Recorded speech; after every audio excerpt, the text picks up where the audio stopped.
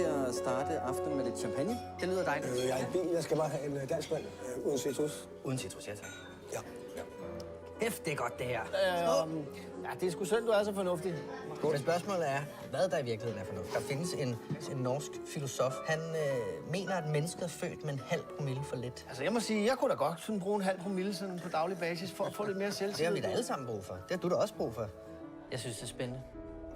Det gør jeg også. Så det er det, vi gør. Afhandling. Daglig indtagelse af alkohol. Ja. Tilstræbt konstant niveau på en halv promille.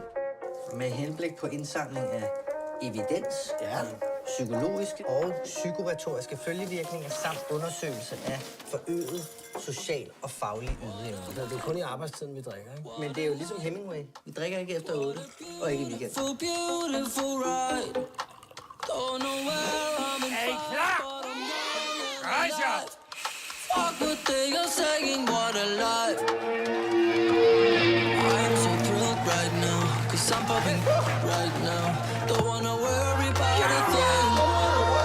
Det er godt nok lang tid siden, jeg har haft det så godt, som jeg har det nu. Jeg tror bare, der er mere at hente der. Og måske endda lidt højere op. Så vi skifter gear. It's okay, it's okay. Er I fulde? Nej, det er vi ikke.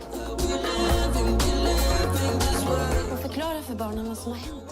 Jeg bliver lidt fuld i morgen. Jeg hele tiden synes, det var fint, at I eksperimenterede alt muligt, men det her, det er ondt. Jeg går ikke ud fra, at der er nogen her, der har et problem, jeg skal vide noget om. What a lie.